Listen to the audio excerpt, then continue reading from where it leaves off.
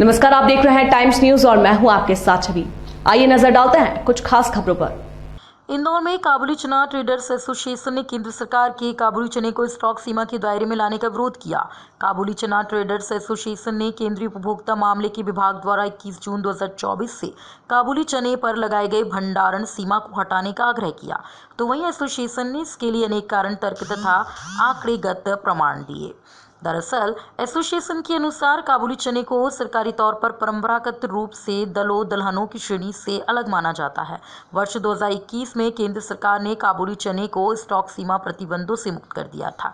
इससे पूर्व वर्ष 2006 में जब वाणिज्य मंत्रालय ने सभी दलहनों के निर्यात पर प्रतिबंध लगाया था, तब उसमें काबुली चने को शामिल नहीं किया गया था, क्योंकि इसकी स्थिति कुछ विशिष्ट होती है। एसोसिएशन के पदाधिकारियों ने बताया कि काबुली चना एकमात्र ऐसा खाद्यान्न है जिसका न्यूनतम समर्थन मूल्य सरकार तय नहीं करती।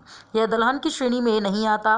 काबुली चने का वार्षिक उत्पादन 4-5 लाख टन के बीच होता है और मांग भी 2-3 लाख टन से ज़्यादा नहीं है। इसी कारण हर साल 1 से 2 लाख टन काबुली चना निर्यात किया जाता है। तो वहीं एसोसिएशन ने कहा कि काबुली चना दलहन नहीं बल्कि बीन्स है, क्योंकि इससे दली दालों का निर्माण नहीं होता और साबुत रूप में ही इसका इस्तेमाल किया जाता है। उन्होंने कहा कि स्टॉक सीमा के आदेश का सबसे ज्यादा असर मालवा निमाड़ अंचल पर पड़ेगा। एसोसिएशन के पदाधिकारियों ने इस फैसले को वापस लेने की मांग की है, नहीं तो आंदोलन की चेतावनी भी इनके द्वारा दी गई है। व्यक्त करना चाहूंगा कि आपने बहुमूल्य समय निकालकर यहाँ हमारी इस ज्वलंत मुद्दा पर सरकार एवं सभी वर्गों का ध्यानाकर्षण करने के लिए आप यहाँ पधारे। भारत सरकार द्वारा 21 जून 2024 को अन्य दलहनों के साथ काबुली चने के ऊपर भी स्टॉक सीमा लगाई जा चुकी है, जो 12 जुलाई से क्रियान्वित की जाएगी।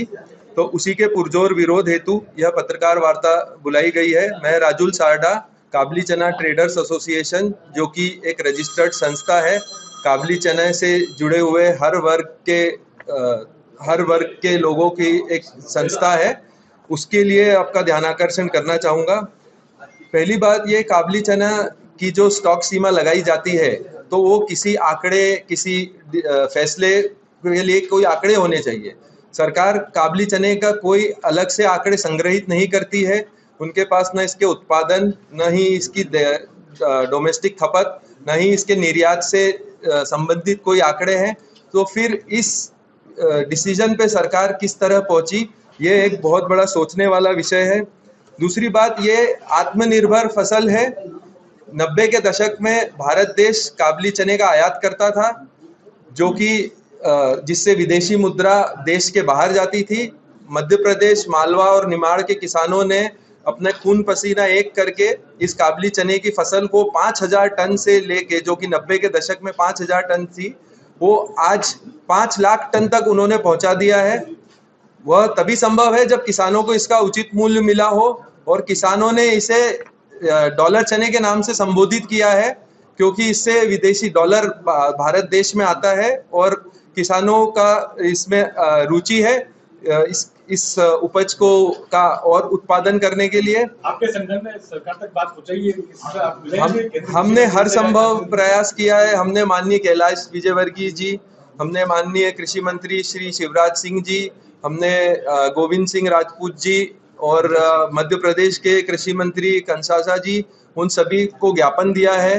हमने इंदौर के सांसद, उन्होंने अपनी तरफ से एक इस विषय को समझा है और उस पे आगे हमको आश्वासन दिया है कि उस पे उचित कार्रवाई की जाएगी। उस पे आपको इससे स्टॉक लिमिट से बाहर कराने के उन्होंने हमको आश्वासन दिया है। तो आप क्या करने विरोध के रूप में ऐसा है कि जब हम संग्रहित नहीं कर पाएंगे और हम स्टॉक सीमा के बाहर हो जाएंगे, तो हम मजबूरन हमको इसकी खरीदी रोकनी पड़ेगी, और उसका सीधा प्रभाव किसानों के मूल्य पे होगा, क्योंकि सरकार न ही इसका न्यूनतम समर्थन मूल्य घोषित है, न सरकार इसकी खरीदी करती है। जैसे आप चने में देखोगे, सोयाबीन में देखोगे, तो सरकार द्वारा न्यूनतम समर्थन मूल्य घोषित है और सरकार उसकी खरीदी भी करती है। अब काबुली चने का ये दोनों ही चीज नहीं है। उसमें अगर व्यापारी भी नहीं खरीदेगा तो किसान अपना माल कहाँ बेचेगा, उनके भाव घट जाएंगे।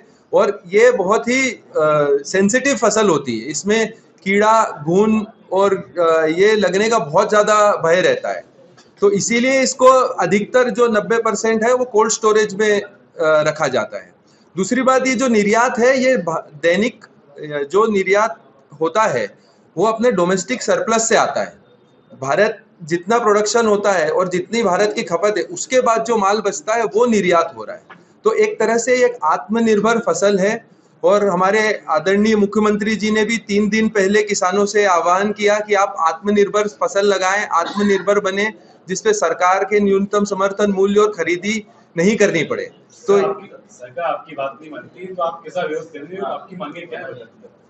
मुख्य मांग एक ही, सरकार को स्टॉक लिमिट से काबुली चने को बाहर करना चाहिए। इसका पूरा प्रभाव किसानों पे पड़ेगा। आज सरकार एक तरफ तो घोषणा करती है कि हमको भारत से आयात नहीं करना है। आज इस फसल को किसानों ने मेहनत से उगाया है और भारत को आत्मनिर्भर बनाया तो एक्सपोर्ट करने के लिए। आज अगर अपन जो चीज एक्सपोर्ट करेंगे तो उसके किसानों को लाभ मिलेगा। आज तुअर, उड़द और मसूर 3 फसल ऐसी है जिसपे हिंदुस्तान बाहर के मुल्कों पे निर्भर है। आज जो तुअर 120 रुपए है क्योंकि अपने पैदावार नहीं हो रही है। आज मसूर महंगी है, आज उड़द महंगी है, 10,000 का उड़द है। क्यों है? क्योंकि अपने को बाहर से आयात करना है। आज जो इस फसल को अपन किसान बो रहा है, इसको अगर अपन स्टॉक लिमिट में लेंगे तो निश्चित ही इनके दाम भी गिरेंगे। इससे सबसे बड़ा प्रभाव हिंदुस्तान के किसान वर्ग पे पड़ेगा। जो किसान को अपन एक तरफ बोलते हैं किसानों को आत्मनिर्भर बनाना है, एमएसपी का 1.5 गुना देना है, वो सब बातें इसमें विलोपित हो रही है। तो हमारा मेन मुद्दा है कि इसमें भारत शासन से कि स्टॉक लिमिट से इसको तुरंत बाहर किया जावे, जिससे किसान वर्ग और व्यापारी वर्ग राहत महसूस करे। टाइम न्यूज़ देखिए अब आपके मोबाइल और स्मार्ट टीवी पर लाइव प्ले स्टोर से डाउनलोड करें टाइम स्मार्ट टीवी ऐप।